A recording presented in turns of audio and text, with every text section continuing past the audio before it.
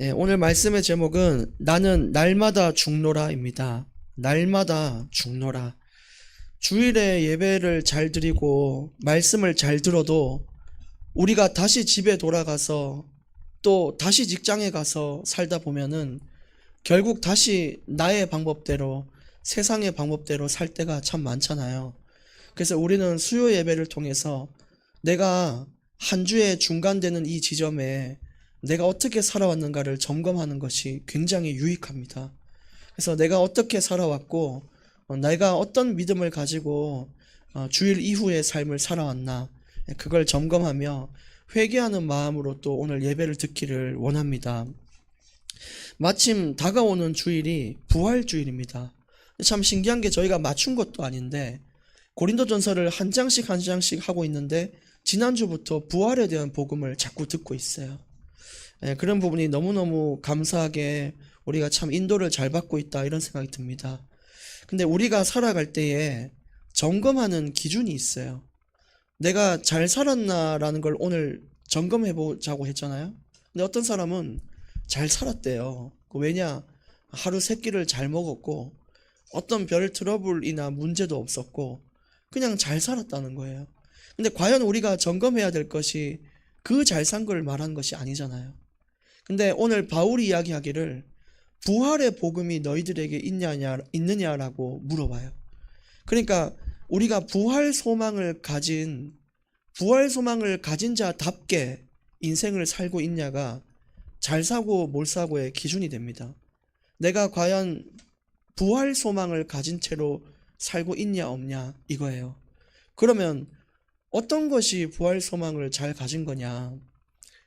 우리가 죽은 이후에 다시 살아나서 내가 천국에 간다는 그 소망과 확신이 있는 거잖아요.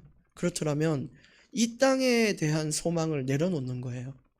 남들이 부러웠다면 그 부러운 마음을 내려놓고, 남들의 재산과 그런 성공이 부러웠다면 이제 그것이 보여지지 않고 그냥 조금이라도 더 하나님을 기쁘게 하기 위해 살아간다? 그게 내게 부활 소망이 있다는 증거가 됩니다. 왜냐? 이 땅의 건 내 것이 아니니까요.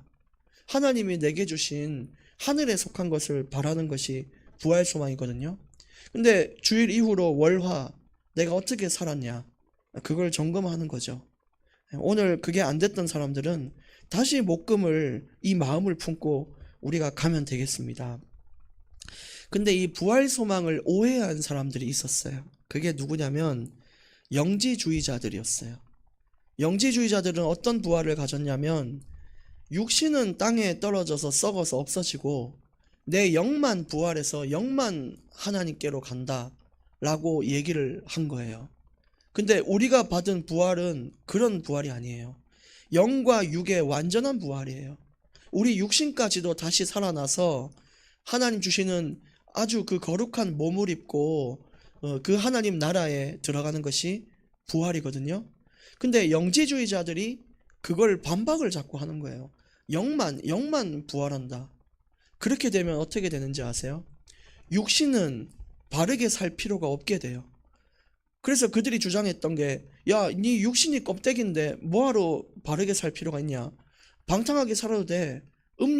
음행을 해도 돼. 마음껏 즐겨도 돼. 왜냐? 어차피 네 육신은 상관이 없어. 네 영만 깨어 있으면 돼. 근데 완전 그게 구원파 교리예요. 무서운 이야기죠. 근데 우리가 생각하는 부활은, 우리가 받은 바울이 전한 복음은 영과 육의 완전한 부활이기 때문에 우리는 삶에도 삼가하고 자제하는 것들이 필요합니다. 그래서 거룩하고 구별되게 이 땅을 살아가기를 원합니다. 그 마음을 가지고 오늘 고린도전서 15장 12절부터 보겠습니다. 그리스도께서 죽은 자 가운데서 다시 살아나셨다 전파되었거늘 너희 중에서 어떤 사람들은 어찌하여 죽은 자 가운데서 부활이 없다 하느냐? 당시 유대인들 중에 좀 기득권을 가진 두 파가 있었어요. 첫 번째는 바리새인들이었고요. 두 번째는 사두개인이라는 사람들이었어요. 바리새인들은 어떤 사람들이냐면 주로 중산층이에요. 그 율법을 가르치는 사람들이에요. 그리고 활동하는 주로 지역 장소는 어디냐면 회당 있죠. 뭐 마을마다 어떤 작은 회당을 만들어 놓고 거기서 활동을 했던 게 바리새인들이고, 사두개인들은 상류층이에요. 귀족들이고 돈도 많고 아주 집안이 빵빵한 집안. 활동하는 곳은 성전이에요. 크고 막 거대한 예루살렘 성전, 거기서 활동하는 사람들인데, 바리새인과 사두개인은 사이가 좋지 못했어요. 왜냐하면 부활에 대한 것들의 차이가 많이 났어요. 바리새인들은 부활이 있다. 사두개인은 뭐였을까요? 없다였어요. 천사도 없고 영혼도 없고 뭐 부활도 없고 지옥도 없고 천국도 없대요. 그러니까 두 파가 자꾸 싸움이 붙었던 거예요. 그래서 계속 예수님을 괴롭혔던 사람들이 누구냐면 사두개인들이었어요. 왜냐? 예수님은 자꾸 하나님 나라에 대해서 얘기를 해요. 하나님 나라가 있다. 니네 바르게 살아야 된다. 좁은 문이다. 주여 주여 하는 자가 가는 게 아니라 진짜 니들 열심히 바르게 살 수 있어야 믿음과 함께 더불어 행실을 같이 해야 들어간다. 근데 아니 그런 게 어디 있습니까? 라고 사두개인은 얘기를 하면서 이런 얘기를 해요. 남자가 7명이 있는 형제가 있는데, 아내를 첫째 형이 아내를 만나서 결혼을 한 거예요. 근데 그 당시에 형이 죽으면, 그러니까 남편이 죽으면 그 밑에 동생이 그 아내를 다시 결혼을 해서 살아야 되는 게 있었어요. 그 전통이 있었는데, 그러면 첫째 죽고 둘째, 셋째, 넷째, 다섯, 일곱째가 다 죽으면 7명하고 다 결혼해서 산 건데, 천국이 있다면 천국 가서 누구랑 결혼하냐는 거예요. 그럼 이 여자는 누구랑 살아야 되냐요, 천국에서. 그때 예수님께서 말씀하셨죠. 천국에는 결혼이 없느니라, 시집도 없고 장가도 없느니라 라고 얘기를 하셨어요. 그만큼 사두개인이요, 부활에 대해서 너무너무 공격했어요. 여기에 대해서 반론을 가지고 얘기하겠습니다. 13절, 만일 죽은 자의 부활이 없으면 그리스도도 다시 살아나지 못하셨으리라. 근데 그리스도가 살아난 것을 500여 형제에게 보이셨다고 성경은 얘기했어요. 그러면 살아난 것이 명백히 있고, 심지어 도마는 예수님 그 못자국에 손가락 넣어봐도 되겠습니까? 그 손목 뚫린 구멍에다가 손가락도 넣어봤다니까요. 그걸 봤을 때 예수님은 살아계신데, 예수님이 살아계시니까 죽은 자의 부활도 마땅한 것이다. 그리고 14절에 그리스도께서 만일 다시 살아나지 못하였으면 우리가 전파하는 것도 헛것이요 또 너희 믿음도 헛것이다. 초대교회나 사도들이 전한 복음은요, 바로 죽음과 부활의 복음이었어요. 여러분들이 예수님이 십자가에 죽으신 걸 믿고 우리의 죄를 사하신 것을 믿고 그 부활에 동참한 것을 믿습니까? 그것이 초대교회가 전한 복음이었거든요. 그러면 부활이 없다라면 지금까지 전한 복음이 진짜예요, 가짜예요? 가짜라는 거잖아요. 그럼 어떻게 그럴 수가 있겠냐는 거예요. 심지어 너희 믿음이 헛것이다. 아주 충격적인 이야기인데, 지금까지 내가 복음 때문에 참고 내가 부활 소망 보면서 남들 안 부러워하고 시간 내서 예배 와서 헌신하고 교회 와가지고 주님의 일을 도맡아 했는데, 부활이 없다면은 진짜 어리석은 자라는 거예요.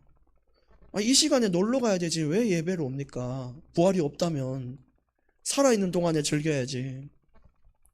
15절 16절도 보겠습니다. 또 우리가 하나님의 거짓 증언으로 발견되리니 우리가 하나님이 그리스도를 다시 살리셨다고 증언하였음이라. 만일 죽은 자가 다시 살아나는 일이 없으면 하나님이 그리스도를 다시 살리지 아니하셨으리라. 만일 죽은 자가 다시 살아나는 일이 없으면 그리스도도 다시 살아나신 일이 없었을 터예요. 이렇게 얘기해요. 그러니까 우리가 복음을 전할 때 하나님께서 예수님을 살리셨습니다 라고 복음을 전하잖아요. 근데 부활이 없다면 하나님을 거짓말쟁이로 만드는 거예요. 하나님은 예수님을 살린 적도 없는데 우리가 하나님께서 그의 아들 예수를 다시 살리셨습니다, 완전 하나님이 없던 일을 우리가 만들어버린 일이죠. 그리고 16절에 우리가 읽었지만 실제로 죽은 자가 다시 살아나는 일이 있었어요. 나사로도 살았죠. 과부의 아들도 살았죠. 야이로의 딸도 살았죠. 다비다도 살았죠. 유두고도 살았어요. 다 죽었다가 심장이 멈춘 사람들을 살렸단 말이에요. 그게 부활의 예표예요. 완전한 부활은 아닙니다. 그게 죽었다가 산 건 맞는데 하나님이 말씀하시는 부활은 아니에요. 왜냐하면 우리가 받아야 될 부활은 하나님의 거룩한 몸으로 변화를 받아서 다시 살아나는 게 부활이지, 이 사람들은 원래 살았던 몸으로 다시 산 것뿐이에요. 그러니까 이것은 완전한 부활은 아니지만 부활의 예표가 되는 일입니다. 그래서 사람을 살리고 죽이는 모든 권한이 하나님께 있다라는 것을 증명하는 일이 일어났어요. 근데 어떻게 부활이 없겠습니까? 심지어 나사로를 살릴 때 요한복음 11장 25절에서 26절에 보면 나사로를 살릴 때 예수님이 이렇게 얘기하셔요. 나는 부활이요 생명이니 나를 믿는 자는 죽어도 살겠고 영원히 죽지 아니하리라. 그리고 살리기 전에 물어보셨어요. 그것을 네가 믿느냐? 물었어요. 부활의 소망을 네가 믿느냐? 하자 나사로의 누나 마르다가 예, 그러하오니이다. 주는 그리스도시요 살아계신 하나님의 아들이신 줄 내가 믿습니다 라고 얘기하자 예수님은 무덤에 대고 말씀하셨어요. 나사로야 나오라 얘기했어요.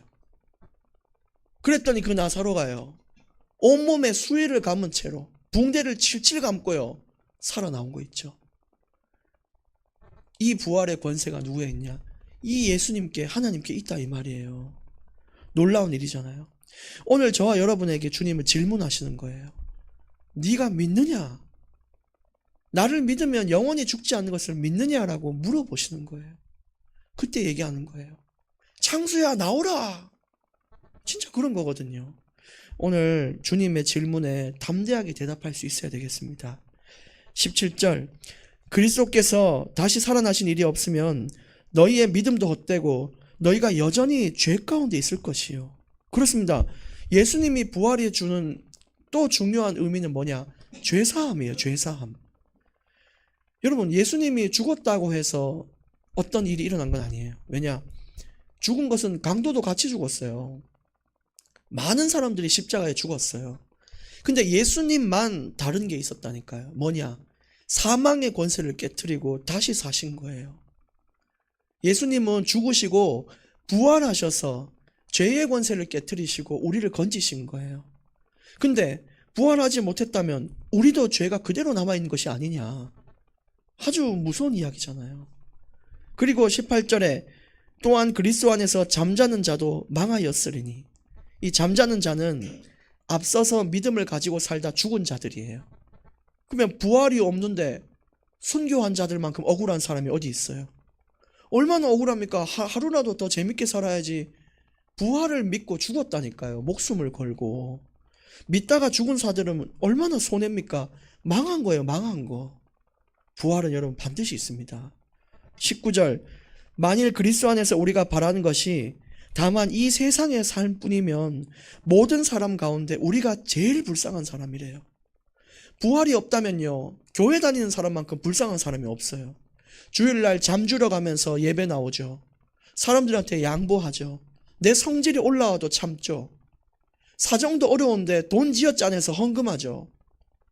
얼마나 불쌍한 사람들이 기독교인입니까? 근데 부활이 있다라면 여러분만큼 축복받은 사람은 세상에 없을 겁니다. 그게 우리에게 주는 소망이에요. 20절, 그러나 이제 그리스도께서 죽은 자 가운데서 다시 살아나사 잠자는 자들의 첫 열매가 되셨도다. 이스라엘은요, 추수를 하면 첫 추수의 곡식단을 하나님께 드려요. 하나님 잘 받아주십시오.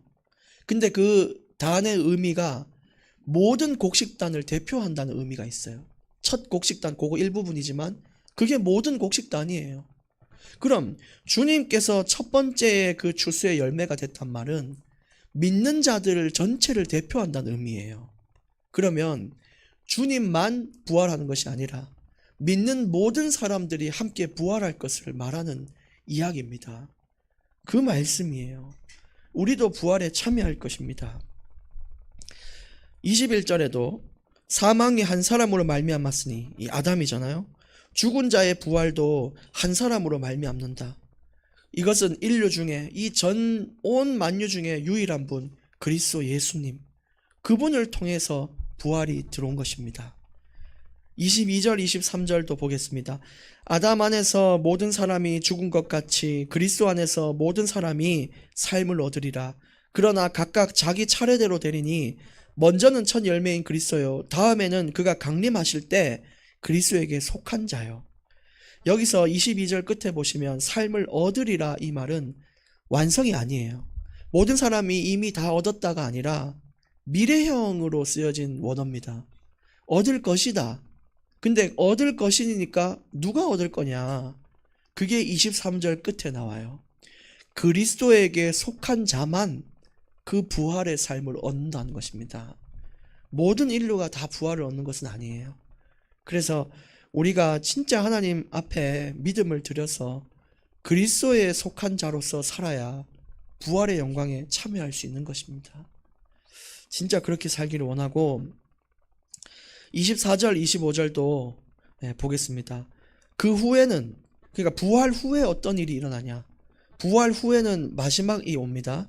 그가 모든 통치, 권세, 능력을 멸하고 나라를 아버지 하나님께 바치는 시간표가 와요. 그래서 우리가 나중에 또 계속 우리가 나눠야겠지만, 뭐 천년 왕국도 있고 하나님 나라 이루어지고 마지막에 새하늘과 새 땅이 이루어지는 그 놀라운 일들 전에 우리가 하나님 앞에 심판을 받는데, 그 심판 때에 부활의 영광에 참여할 자와 영원한 불못에 들어갈 자가 나눠지지 않습니까? 근데 우리는 부활을 하고, 믿는 자는 부활을 하고 이제 이 세상은 끝이 나는 거예요. 그 25절에 사단이라는 그 원수를 완전히 멸망시키는 날이 옵니다. 사단이 멸망됐다, 이 말은 더 이상 우리가 사망의 지배를 받지 않는다는 뜻이에요. 그러니까 이 부활이라는 것이 엄청난 거예요. 사망의 지배를 받지 않는다. 그 운명을 따라 살지 않는다. 고통이 없는 그런 삶을 산다. 그게 우리에게 있는 거. 우리가 계시록에 저번에 또 우리 소규모 성경 공부할 때도 나눴죠.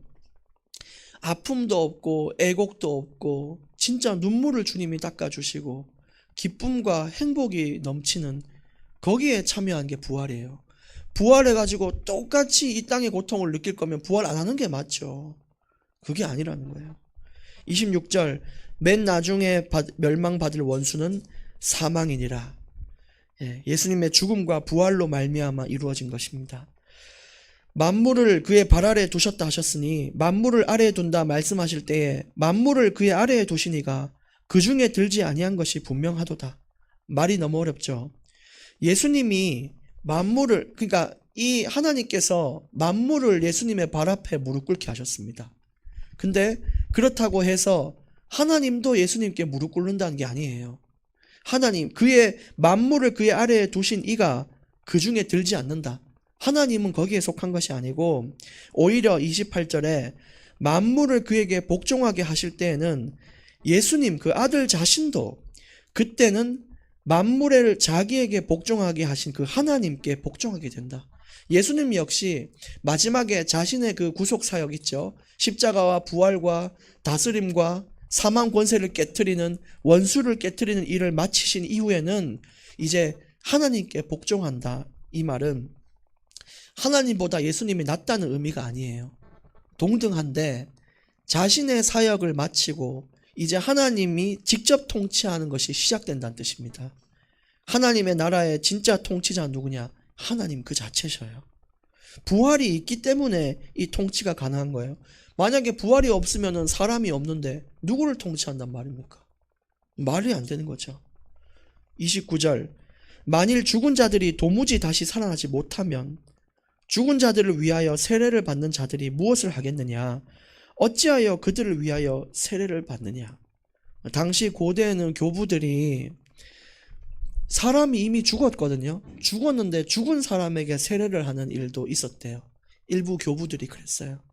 근데 그것이 하는 행위가 부활이 없다라고 생각하면은 도대체 왜 했겠냐는 거죠. 부활이 있다라는 믿음이 있기 때문에 죽은 자들에게도 세례를 한 것이 아니냐. 물론 이 행위가 좋다 나쁘다 이런 것은 우리가 지금 판단할 필요가 없는데, 우리가 알아야 될 것은 부활이라는 믿음이 있기 때문에 그러한 삶을 산 자들도 있었다라는 것입니다. 그리고 30절부터 또 어찌하여 우리가 언제나 위험을 무릅쓰리요. 여러분, 부활이 없다면 왜 우리가 위험을 무릅쓰겠습니까? 그죠? 사자굴에 왜 들어가고 불 가운데 왜 들어가고 그 홍해 바다 가운데 왜 들어갑니까? 죽으면 끝인데 하루라도 더 살려고 해야지 왜 죽냐 말이에요. 그들은 알았던 거예요. 자신들이 죽지 않는다는 걸. 부활하여 주님과 함께 살 것을 알았던 거예요.